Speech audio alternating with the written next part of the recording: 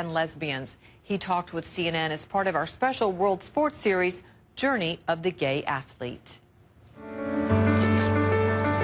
I think the real big part for me was in 2002. The Olympic Games were in Salt Lake City, and watching those Olympic Games was sort of where the fire began. It was like, wow, that's somewhere where I want to go. That's something that I want to do, and that's what I've strived for ever since. And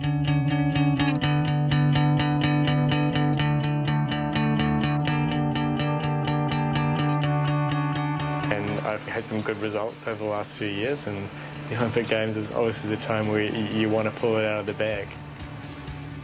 I think once you get a taste of the Olympics, you get a bit drunk on it, and you want to taste it again.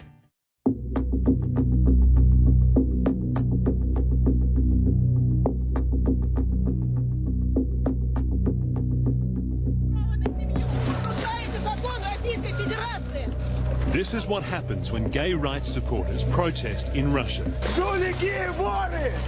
New law signed by Russia's president jails and fines people who express any support of equal rights for gays. Anyone who appears to be spreading, quote, propaganda of non-traditional sexual relations. There's been a lot of international pressure on this, but Russia's sports minister said today that the country isn't bowing to it. They will not suspend anti-gay laws during the Olympics. The only gay athlete known to be planning to compete in the Games. Skjellerup is well aware of Russia's intolerance of gays and lesbians.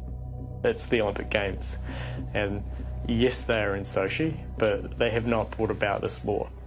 That law has come from the Russian government, and I want to compete in those Olympic Games for myself, for my country, and now I have this opportunity to, I guess, support a global LGBT community. We need to have that identity, and we need to have those, I guess, positive affirmations about who we are. And for me to do that during the Olympic Games is it's something that I'm very happy to do and very proud to do.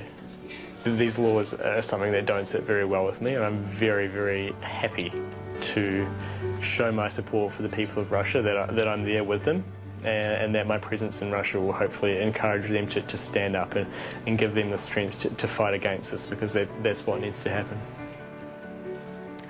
And again, homosexuality is not illegal in Russia. It was decriminalized in 1993, but the government stance on it remains clear. Same-sex marriage is not legal in Russia, and there are no laws prohibiting discrimination based on sexual orientation. Public demonstrations by sexual minorities are banned, and last year the government passed the anti-propaganda law, which prohibits propaganda of non-traditional sexual relations to minors. Violators are heavily fined.